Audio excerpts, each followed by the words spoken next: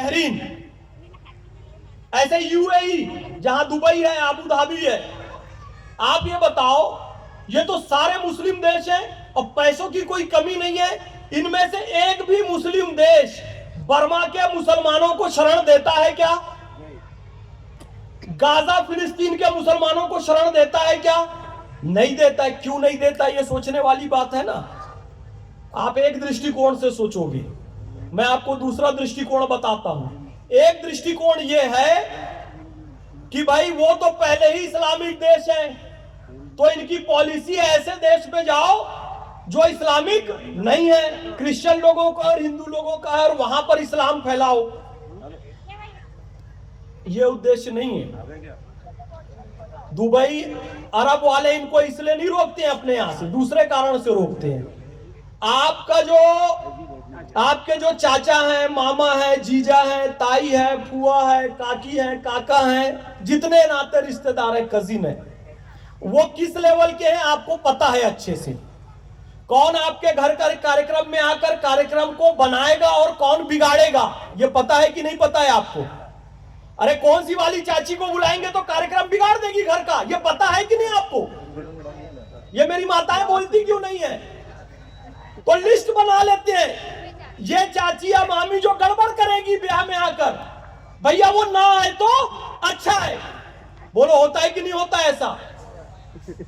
क्योंकि उनको पता है कि ये मेरा रिश्तेदार है और ये हर जगह बिगाड़ करता है, इसलिए मेरे घर में ना आए तो बहुत अच्छा होगा। मुसलमान को पता है, यूएई वाले को, सऊदी अरब वाले को, क्योंकि रोहिंग्या वाला भी उनका रिश्तेदार है और बदमाश है, गाजा फिलिस्तीन वाला भी उनका रिश्तेदार मुसलमान है और बदमाश है। उसको पता है कि हम अपने यहाँ शरण दे देंगे तो हमारी दुबई को भी बर्बाद कर देगा, हमारे सऊदी अरब को भी बर्बाद कर देगा, हमारे बहरीन को भी बर्बाद कर देगा। वो मुसलमान है तो उनको इतनी समझ है कि इन लोगों को शरण नहीं देना है, और दुनिया की सबसे भोली कौम, सबसे प्यारी कौम, ऐसे ऐसे जिसके गाल पे कर लिया जाए, बहुत प्यारा सा, ऐसा कौम को, ऐसी कौम कौन सी है पूरी दुनिया की?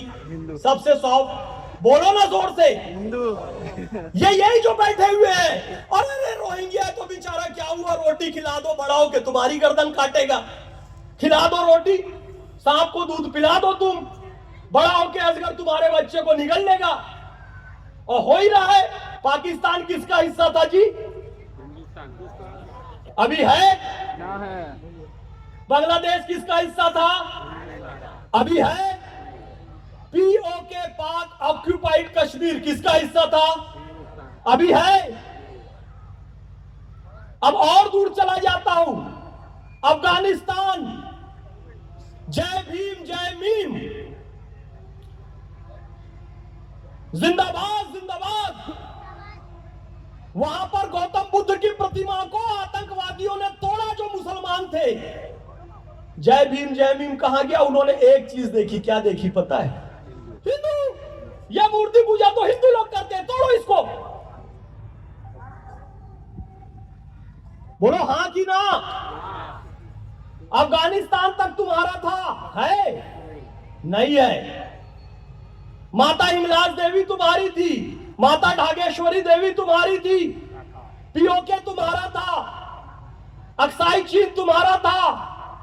कश्मीर में हिंदू पंडित रहते थे, एक भी बचे? केरल में बचे? नहीं बचे। और ये देख के भी नहीं संभलोगे तो फिर क्या स्थिति होगी, समझ जाओ आप।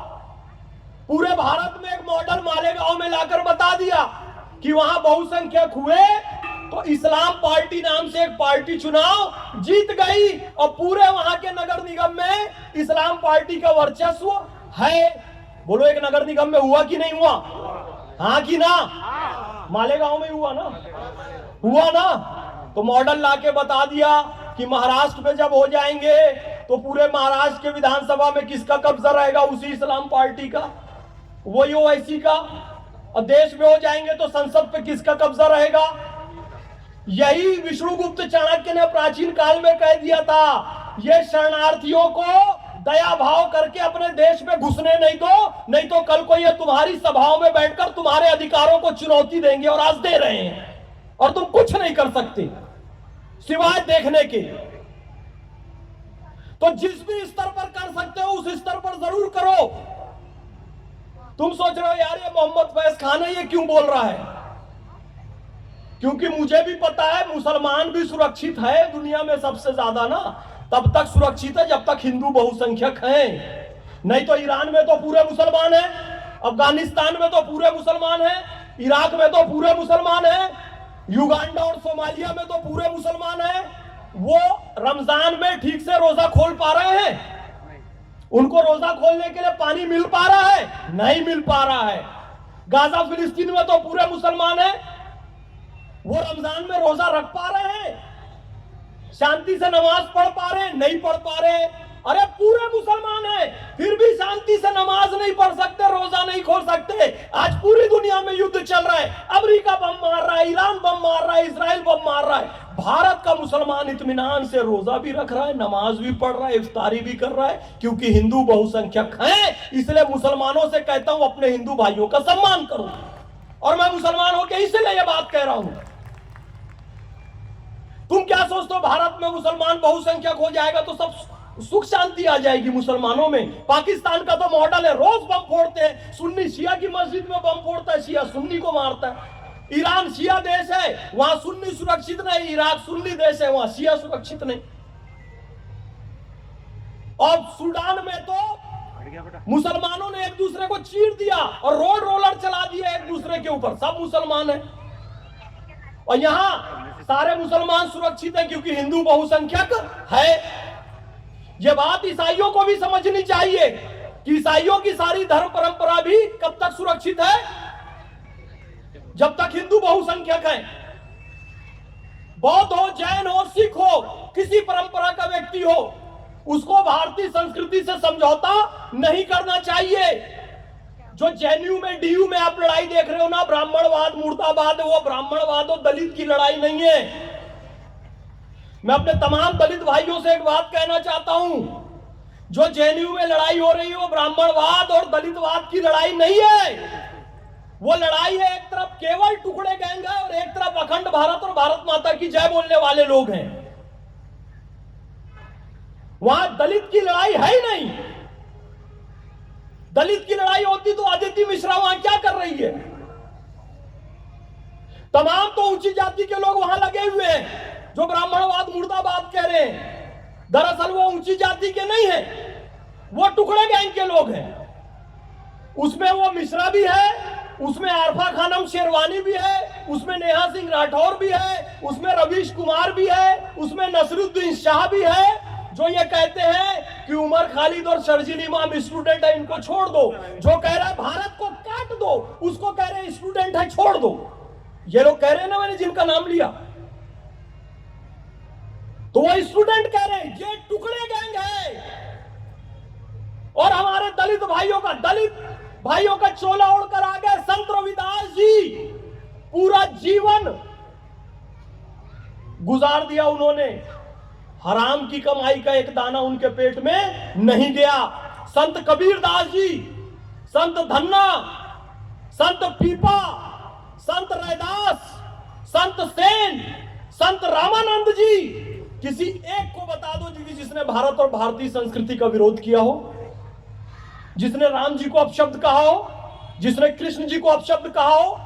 ये टुकड़े गैंग है मेरे भाई, हमारे दलित भाइयों का चेहरा उड़कर ये लोग लगाकर आ गए हैं। और कार्ल मार्क्स की तुम बात करते हो, मार्क्सवादियों कहते हो, लेफ्टिस्टों कहते हो, और कार्ल मार्क्स ने ये कहा जिस दिन सचमुच में दलितों की क्रांति होगी ना, जिस दिन सचमुच में सर्वाहार वर्ग की क्रांति होगी ना, तो वो ऊंची जाति के लोगों को नहीं मारेंगे या धनवानों को नहीं मारेंगे। सबसे पहले दलितों में जब क्रांति होगी, सर्वाहार में क्रांति होगी, तो उन लोगों को मारा जाएगा जो दलित का चेहरा लगाकर दलितों के सारे हितों को खा जाते हैं। एक नाम मैं टीवी डिबेट में बैठता हूं, कंचना यादव एक प्रवक्ता आती है, वो कहती है अच्छा हुआ यूजीसी का नियम आया, अब मैं इससे ब्राह्मणों को फंसाऊंगी, ठाकुरों को फंसाऊंगी, यानी कि उनको ब्लैकमेल करेगी। जो हमारा मूल दलित भाई है, असली दलित भाई है, जिसकी सुरक्षा के लिए कानून आया, उसको खुलेआम कह रही है कि इससे मैं ब्राह्मणों को फंसाऊंगी। तो बताओ दलित को इसका लाभ पहुंच पाएगा वास्तविक? फिर ये फेक केस जब दर्ज होंगे तो असली जो पीड़ित है उस तक भी लाभ नहीं पहुंच पाएगा। तो दलित जिस दिन जागेगा पहले इन पाखंडियों को मारेगा। और फिर कह रहा हूं वो लड़ाई दलित ब्राह्मण की नहीं है।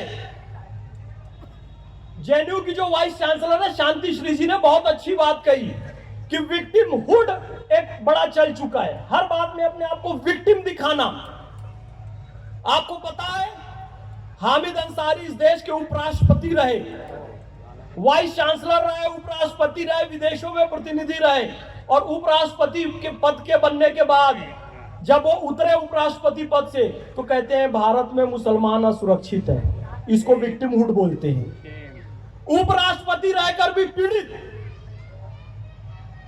ए.आर. रहमान सबसे पैसे वाला संगीतकार भारत का, ऑस्कर अवार्ड मिल चुका है, कहता है मेरे को मुसलमान होने के कारण काम नहीं मिल रहा, इसको कहते हैं विक्टिमहुड। बेशरम आदमी। नसरुद्दीन कहता है मुसलमानों को परेशान किया जा रहा है, आमिर खान कहता है भारत में मुसलमान असुरक्षित है। इतना पैसा कमाने के बाद ये विक्टिमहुड। मोहम्मद फैज खान तो कभी नहीं बोला यार मुसलमान असुरक्षित है, मैं क्यों बोलूं, मैं सुरक्षित हूं। तो यानी जो विक्टिमहुड खेलेगा उसको आप कितना कर दो, उपराष्ट्रपति भी बना दो तो वो कार्ड खेलता रहेगा। पता लगा ये लोग पीड़ित नहीं है, पीड़ित होने का नाटक करके भारत को बदनाम करते हैं। ये नेहा सिंह राठौर और आरफा खानम की वीडियो पाकिस्तान आर्मी चलाती है कि देखो नरेंद्र मोदी कितना गंदा आदमी है, भारत के लोग कितने गंदे लोग हैं, हिंदू कितने गंदे लोग हैं। वहां के लोग खुद बता रहे हैं, देखो नेहा सिंह राठौर बता रही है, रवीश कुमार बता रहा है कि हिंदू कितने गंदे होते हैं। ये पाकिस्तान चलाता है वीडियो अपने आप। हमारी छवि को खराब करने का काम ये लोग करते हैं। इनमें से ये सब टुकड़े गैंग के लोग हैं। और जब मैं टीवी डिबेट में खड़े होकर कह रहा था एक जगह कि भाई टुकड़े गैंग वालों को इतना समय दे दिया गया, हमको भी अब कुछ बोलने का समय दिया जाए, तो कुछ पार्टियों के प्रवक्ता भाग गए गुस्सा होकर, हमको टुकड़े गैंग कह रहे हैं। अबे मैंने तो तुम्हारा नाम ही नहीं लिया, मैंने तो कहा टुकड़े गैंग, तुमने उड़ता तीर खुद ले लिया और भाग गए डिबेट छोड़, यानी तुम टुकड़े गैंग वाले हो। ये मेरी माता है बहने, एक बात का ध्यान रखना, लिबर्टी के चक्कर में अपने धर्म संस्कृति से समझौता नहीं कर लेना।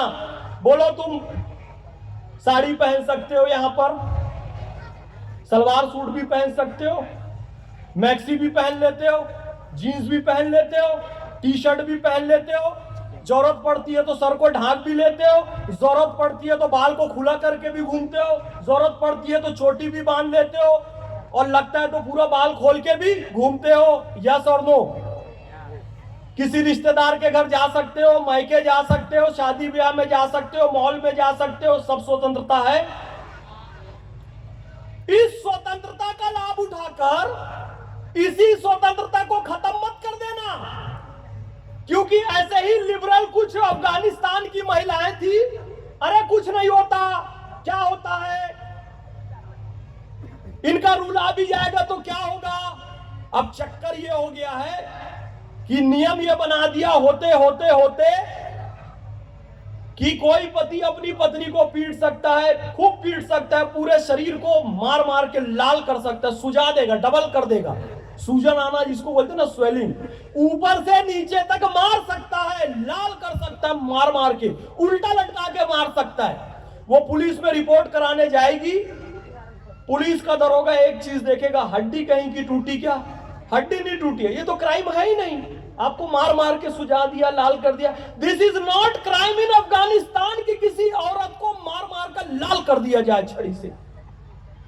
पता है वहां पर यह कानून बना है? पता है आप लोग को? नहीं पता है तो सुन लो, सिर्फ हड्डी टूटेगी तो केस दर्ज होगा, पुरुष में 15 दिन की जेल होगी। ओहो हड्डी तोड़ दिया, कोई बात नहीं, 15 दिन के लिए जेल में डालो, बस ऐसा वाला कानून चाहिए यहां पर महिलाओं को। जब तुम्हें स्वतंत्रता मिली तो उस स्वतंत्रता का इस्तेमाल देश हित में करना। तुम्हारे भाई ने, तुम्हारी मां ने, तुम्हारे बाप ने तुमको स्वतंत्रता दी है तो उस स्वतंत्रता को बनाए रखना तुम्हारी जिम्मेदारी है। ऐसा कोई काम नहीं कर देना कि जिससे तुम अपनी स्वतंत्रता को खो दो लिबरल बनने के चक्कर में। ये तुम्हारी सारी कपड़े पहनने की स्वतंत्रता, घूमने फिरने की स्वतंत्रता, गौरी दीदी इस पे काम करती हैं, बहुत सारी लड़कियों को इन्होंने बचाया है। मैं जानता हूं कि तुम्हारी सारी स्वतंत्रता तब तक कायम है जब तक हिंदू बहुसंख्यक है। नहीं तो सब खत्म हो जाएगा। फिर केरला स्टोरी बनी है, गो मांस खाना पड़ेगा।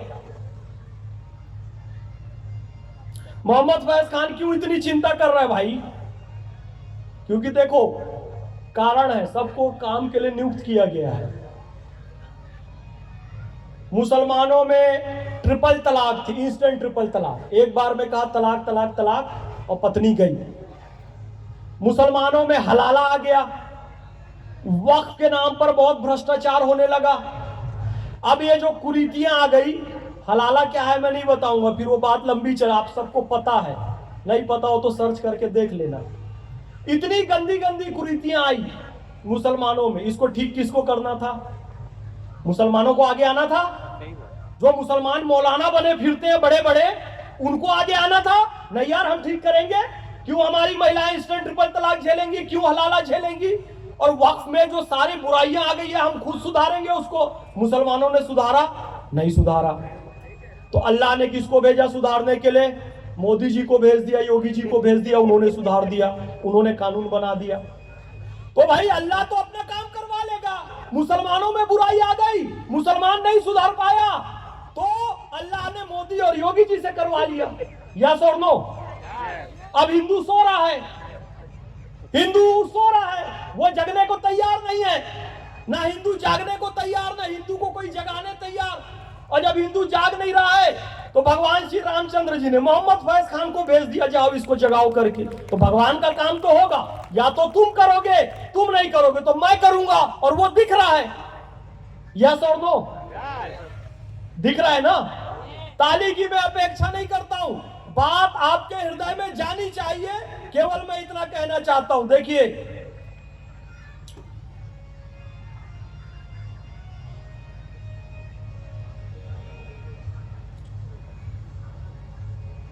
विषय तो इतने सारे हैं, क्या बोला तुम्हारे लिए बोलते बोलते 7 दिन 10 दिन की कथा कम पड़ जाए, लेकिन समय भी है ना, मैं इधर देखता हूं तो ऐसा लगता है क्या बोलूं और क्या छोड़ूं। बस समझ जाओ, समझ जाओ तो मेरे आने की सफलता है। हमने एक गीत गाया स्वतंत्रता आंदोलन में, क्या था पता है? वो वंदे मातरम। वंदे मातरम गीत हमारी स्वतंत्रता का प्रतीक रहा। 1763 से 1820 तक एक क्रांतिकारी आंदोलन हुआ सन्यासियों का बंगाल में, क्योंकि अंग्रेज ये कहते थे कि ऐ भारतीय मजदूरों, तुमको कपड़ा यदि बुनना है तो केवल हमारे लिए बुनोगे, पर्सनल अपने लिए नहीं बुन सकते। और जो अंग्रेजों का कहना नहीं मानते थे, अंग्रेज उनका अंगूठा काट देते थे। तो इसके खिलाफ सन्यासियों ने विद्रोह किया। तो उनका एक नारा था, क्या नारा था? पूरा नारा बोलो, ओम वंदे मातरम। पूरा नारा क्या था? ओम वंदे मातरम। तो उन सन्यासियों ने एक नारा दिया, जैसे जय हिंद एक नारा है, वैसे उन सन्यासियों ने क्या नारा दिया? ओम बोलो, वंदे मातरम बोलना, ओम वंदे मातरम। तो एक सन्यासी आगे आगे कहता था ओम, और पीछे से सब कहते थे वंदे मातरम, ओम वंदे मातरम, ओम वंदे मातरम, ओम वंदे मातरम, ओम वंदे मातरम। तो ऐसे करके वो नारा चला 1763 से लेकर 1820 तक। सन्यासी आंदोलन बड़ी भारी मात्रा में सफलता प्राप्त किया। 1838 में जन्म हुआ बंकिम चंद्र चट्टोपाध्याय जी का। उन्होंने हिस्ट्री पढ़ी कि एक ऐसा आंदोलन चला जिसमें ओम वंदे मातरम नारा लगाया गया। तो उन्होंने 1874 में ओम वंदे मातरम को लेकर एक पूरा गीत लिख डाला। ओम वंदे मातरम को लेकर एक पूरा गीत लिखा 6 छंद का 1874 को। और 1875 को उस गीत को पहली बार छापा बंग दर्शन पत्रिका में। तो 1875 से लेकर 2025 कितने साल हुए? 150 साल। और 150 साल हुए तो 150 साल की जयंती मनाई जाने लगी कि वंदे मातरम को 150 साल हो गए। फिर कुछ विपक्षी लोग कहने लगे बंगाल में चुनाव है इसलिए गा रहे हैं। अरे बंकिम चंद्र चट्टोपाध्याय जी को पता था क्या कि 1875 में मैं लिखूंगा तो 2025-26 में बंगाल का चुनाव आएगा, इसलिए लिखा था क्या? यह इतनी कुत्सित मानसिकता के लोग हैं। और 1882 में उन्होंने एक उपन्यास लिखा आनंद मठ, उसमें ये पूरी की पूरी वंदे मातरम, पूरा का पूरा वंदे मातरम लिखा। और 1896 के कांग्रेस के अधिवेशन में रहमतुल्लाह अहमद सयानी की अध्यक्षता में यह पूरा वंदे मातरम गाया गया।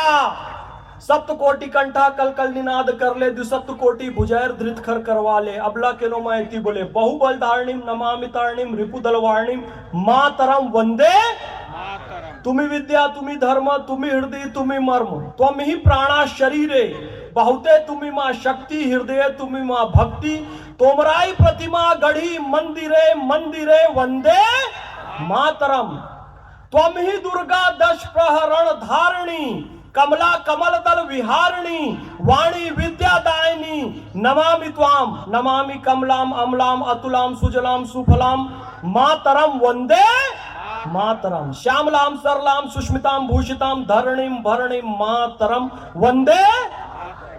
ये पूरा 6 छंद गाया गया। 1937 आते आते 36-37 आते आते जिन्ना बोला मैं पूरा नहीं गाऊंगा, तो जिन्ना को खुश करने के लिए वंदे मातरम के बाकी के जो 4 पद काट दिए गए। बोले भाई अब तो खुश, तो अब तो खुश हो जाना चाहिए ना जिन्ना को। वंदे मातरम काटा, फिर भी खुश नहीं हुआ। 1947 में देश को बांटा। इसका मतलब यह है कि तुष्टीकरण करने के लिए कुछ भी कर दो। आज भी जिन्ना के चाहने वाले कहते हैं अरे 6 पद तो दूर, 2 पद तो दूर, हम केवल वंदे मातरम भी नहीं बोलेंगे। अशफाकुल्ला खान को जिससे आपत्ति नहीं, रहमतुल्लाह सयानी को जिससे आपत्ति नहीं, तमाम मुसलमान जो फांसी पर चढ़े देश के लिए, किसी को वंदे मातरम से आपत्ति नहीं। इनको आपत्ति,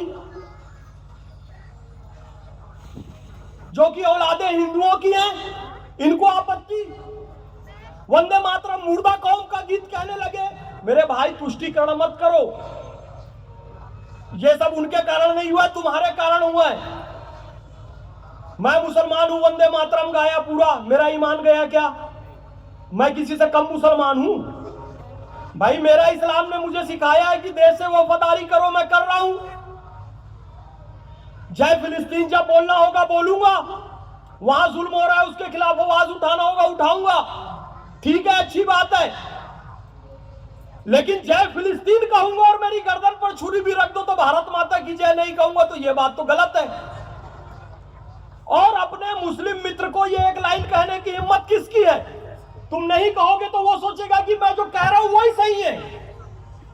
भाई देख, तू जय फिलिस्तीन कहेगा और वंदे मातरम नहीं बोलूंगा कहेगा, तो ये गलत है। केवल एक लाइन बोल, लड़ना नहीं है, एक लाइन बोल सकते हो कि नहीं बोल सकते हो? हमें अभी इतनी भी हिम्मत नहीं आ पाई है, क्योंकि हम तुष्टीकरण के आकंठ में डूबे हुए, किसी को बुरा ना लग जाए। वो पूरा देश काट पीट के खत्म कर दिया तुम्हारा। हम अभी एक लाइन नहीं बोल सकते कि भाई देख, तू कहता है भारत माता की जय नहीं बोलूंगा, वंदे मातरम नहीं बोलूंगा, जय फिलिस्तीन बोलेगा। यार ये गलत है, मुझे ठीक नहीं लगता है। इतनी ही लाइन बोलनी है, वो सुधर जाएगा। 10 लोग बोल दोगे तो आप तुष्टीकरण करते रहोगे तो उसको लगेगा मैं ठीक कर रहा हूं। अब हमारे ऊपर इतना प्रेशर आता है, हम कहते रहे गौ माता को राष्ट्र माता बनाओ। पैगंबर हजरत मोहम्मद सल्लल्लाहु अलैहि वसल्लम ने कहा गाय का दूध शिफा है, गाय का घी दवा है, इसका मांस बीमारी है। कई सारे लोगों ने विरोध किया, हम रुके नहीं। आज मुख्तार अंसारी जो गाजीपुर का सांसद रहा, उसका भाई अफजाल अंसारी ये कह रहे हैं गौ माता को राष्ट्र माता बनाओ। पैगंबर मोहम्मद सल्लल्लाहु अलैहि वसल्लम ने कहा गाय का दूध दही घी स्वास्थ्य है, औषधि है, और गाय का मांस बीमारी है। ये बात कौन कह रहा है? मुख्तार अंसारी का भाई कह रहा है। क्यों कह रहा है? क्योंकि हम गोरक्षा के अपने मिशन से रुके नहीं, हम लगातार बोलते रहे गौ माता राष्ट्र माता गौ माता राष्ट्र माता, तो वो भी बोला। जब आप उसे एहसास दिलाओगे कि भाई भारत माता की जय बोलना हमारा कर्तव्य है और तू नहीं बोलता है तो गलत करता है, एक लाइन बोल के हट जाओ, दूसरे दिन दूसरा बोले, 10 लोग बोलोगे तो उसमें फर्क पड़ेगा कि नहीं पड़ेगा? वो सोचेगा कि नहीं सोचेगा कि यार मैं गलत कर रहा हूं, खाता यहां का हूं, पीता यहां का हूं, इज्जत यहां पाता हूं, तनख्वाह यहां पाता हूं, राशन यहां पाता हूं, आयुष्मान कार्ड यहां पाता हूं, उज्ज्वला योजना यहां पाता हूं, और शौचालय यहां पाता हूं, और राशन का खाना खा के और शौचालय लेकर आखिरी में शौचालय में बैठकर सोचता हूं कि मुसलमानों के साथ बड़ा जुल्म हो रहा है, मेरे लिए तो जय फिलिस्तीन है और मैं भारत माता की जय नहीं बोलूंगा। अबे तू जहां बैठ के कर रहा है वो भी इसी देश का दिया हुआ है तेरे को, वो भी प्रधानमंत्री शौचालय योजना के तहत तुझे मिला हुआ है, और सोच रहा है मुसलमान दुखी है। तो उसको समझाना पड़ेगा ना दुखी होना क्या होता है। गाजा में जाके देख, ईरान में जाके देख, युगांडा में जाके देख, और मानता है कि इस देश में सुखी है तो 2 रकात शुक्राने की नमाज पढ़, थैंक टू अल्लाह कि उसने बहुसंख्यक हिंदुओं के बीच पैदा किया कि रमजान में रोजा भी रख सकता है, इफ्तारी भी कर सकता है, ईद भी मना सकता है, बकरीद भी मना सकता है, मुहर्रम भी मना सकता है, ईद मिलादुन नबी भी मना सकता है, दरगाह वाला दरगाह भी जा सकता है। कोई कहता है मैं दरगाह को नहीं मानता, सिर्फ मस्जिद जाऊंगा, वो भी अपने हिसाब से मान सकता है। सुन्नी भी खुश है, शिया भी खुश है। पूरी दुनिया में एकमात्र ऐसा देश, कोई 57 मुस्लिम देश में से एक भी देश ऐसा नहीं है, केवल भारत है। और फिर भी भारत में दुखी, जो भारत में दुखी वो दुनिया में कहीं भी सुखी नहीं रह सकता, नहीं रह सकता। अभी डोनाल्ड ट्रंप, मैं अभी जो माताओं बहनों को बात बताया ना, डोनाल्ड ट्रंप ने एक मुस्लिम सांसद का बड़ा विरोध किया। उसने क्या किया, मुस्लिम सांसद जो वहां की है, अमेरिका की नागरिकता लेने के लिए उसने अपने भाई से शादी कर ली, क्योंकि वो अमेरिका का नागरिक था। और वो जिस देश की थी वहां तो महिला को कोई अधिकार था नहीं। भाई वो सब देश से भाग के आ जाते हैं ना, वहां महिलाओं को कोई अधिकार नहीं था। पूरा टेंट बांध के रहना पड़ता था, नहीं रहोगे तो सरकलम कर दिया जाएगा तुम्हारा। तो वो गुलाम देश जहां महिलाओं को गुलाम बनाकर रखा जाता था, उस देश को छोड़कर कहां पहुंची, अमेरिका, जहां सारी स्वतंत्रता है। और अमेरिका पहुंचकर अमेरिका के राष्ट्रपति को गाली दे रही है। मतलब जिसने तुम्हें सुरक्षित किया तुम उसी को गाली दे रहे हो। यही काम रोहिंग्या कर रहा है कि नहीं, बांग्लादेशी पाकिस्तानी कर रहा है कि नहीं भारत में घुसकर, और यही काम आगे कुछ कट्टरपंथी कर रहे हैं ना यार। अजीब बात है, देखो अजीब बात है। एक आपने बस का वीडियो देखा, 100 लड़कियां हैं, उसमें से सब भारत माता की जय कह रही है, कोई भगवान का नाम ले रहा है, कोई जय श्री राम कह रहा है, एक लड़की नहीं बोल रही है। तो नैरेटिव क्या सेट किया गया कि एक मुस्लिम लड़की को चिढ़ाने के लिए 99 लड़कियां भारत माता की जय बोल रही है। जबकि सच्चाई क्या है, उस एक लड़की का लालन पालन, अपब्रिंगिंग इतनी कट्टरता से की गई है कि 99 लड़कियां अगर भारत माता की जय कह रही है तो वो एक लड़की बोल नहीं पा रही है। कितनी कट्टर होगी वो फिर? तो कट्टरता तो उसमें ना। अभी आरफा खानम शेरवानी का एक वीडियो आया, वो एक सोसाइटी में गई, कहा जी आप लोग 90% हिंदू हैं, यहाँ पर मंदिर बना रहे हैं, लेकिन 10% तो यहाँ पर मुसलमान भी होंगे, ईसाई भी होंगे, दूसरे लोग भी होंगे, तो उनकी इबादत गाह भी बननी चाहिए कि नहीं बननी चाहिए? तो एक महिला कहती है भाई पहले हम अपने 90% का तो बना लें। वो कहती है कि हम 90 नहीं है, 99.9% है। फिर भी आरफा खानम का कहना है कि वहां पहले मस्जिद और चर्च बनाओ। अरे 99% हिंदू हैं और वो उनको गिल्ट में डाल रही है कि तुम लोग अत्याचारी हो। इसको बहुसंख्यक, इसको पॉलिटिकल साइंस की भाषा में क्या कहते हैं पता है? मेजॉरिटेरियनिज्म, बहुसंख्यकवाद। और गिल्ट फील करा रही है 99% हिंदुओं को, यह एहसास दिला रही है कि तुम मंदिर बना के पाप कर रहे हो, और हिंदू इस गिल्ट में आ भी जाता है। कमाल है यार। बहुत सारे प्रकल्प चलते हैं, ये तो शास्त्र के प्रकल्प के हैं महाराज जी, और आप कुटुंब के प्रकल्प के हैं। एक शास्त्र प्रकल्प वाले भी हैं, कहाँ है क्या यहाँ पे? नहीं है, चले गए। अभी जब गर्दन काटने की घटनाएं हो रही थी लगातार, कहे महाराज आप भी बहुत बोलते हो कट्टरपंथ के खिलाफ। देखो मैं मुसलमान हूं, पक्का मुसलमान हूं, मेरे को इसमें कोई डाउट नहीं है, मैं पक्का मुसलमान हूं। और मेरे हिसाब से भैया मेरा इस्लाम मिट्टी से मोहब्बत करना सिखाता है जिसका खाते हो, जिसका नहीं सिखाता है वो अपना इस्लाम जाने। मेरा इस्लाम तो मुझे सिखाता है। तो कहा महाराज ये कट्टरपंथियों को सुहाएगा नहीं, उनको तो खाना यहाँ का है, गाना फिलिस्तीन का है, और ये अभी लोगों की गर्दन काट रहे हैं। तो ला के दिया, भाई कुछ तो रखो, छोटा मोटा कुछ सामान। तो ला के मुझे रूम में दे दिया, कम से कम ये रखा करो कि कोई हमला कर दे अचानक तो अपनी जान को बचा सको। मुझे उसने ला के दिया परसों, हालांकि मैं कुछ रखता नहीं हुआ, ये कभी कुछ रखा नहीं हूं मैं सामान, लेकिन कम से कम रूम में तो रख लो कि रात को कोई हमला कर दिया, कुछ कर लिया, तो उसकी बात में मान के उसको मैंने रख लिया। देखो यार, टूटने के लिए सितारा काफी होता है और समझदार के लिए हम सबका डीएनए एक है, कोई इसमें डाउट नहीं है। आज भी मुसलमानों के सरनेम भट्ट, भाटी, चौहान, चौधरी, त्यागी, राणा होते हैं। इसमें से कोई भी पटेल मुसलमान का सरनेम होता है। क्यों होता है? ये सब हिंदुओं के सरनेम है ना, क्योंकि कोई भी उधर ईरान, इराक, अफगानिस्तान से नहीं आया। ये सब हिंदू जो बैठे हैं यही कन्वर्ट होकर मुसलमान बने हैं, यही कन्वर्ट होकर क्रिश्चियन बने हैं। इसलिए मोहन भागवत जी ने कहा ना कि हम सबका डीएनए एक है। अमर अकबर एंथोनी पिक्चर देखियो, ये इस देश की सच्चाई है। अमर मंदिर जाए अच्छी बात है भाई, अकबर मस्जिद जाए वेरी गुड, एंथोनी चर्च जाए वेरी नाइस, लेकिन इस सच्चाई को स्वीकारो कि तीनों के पिताजी का नाम किशन लाल है। ये इस भारत का इतिहास है, ये एक लाइन में। तो मुझे गर्व है कि मैं भारतीय हूँ, मैं हिंदू हूँ, क्योंकि हिंदू मेरी संस्कृति का नाम है। मैं इस्लाम को मानता हूँ आस्था से, लेकिन चरण स्पर्श करना बच्ची के ये मेरी संस्कृति है, तिलक लगाना ये मेरी संस्कृति है, गौ माता का सम्मान करना ये मेरी संस्कृति है। मैं आस्था से मुसलमान हूँ, संस्कृति से तो हिंदुस्तान है, अपनी संस्कृति में नहीं छोड़ूंगा। सीधी बात।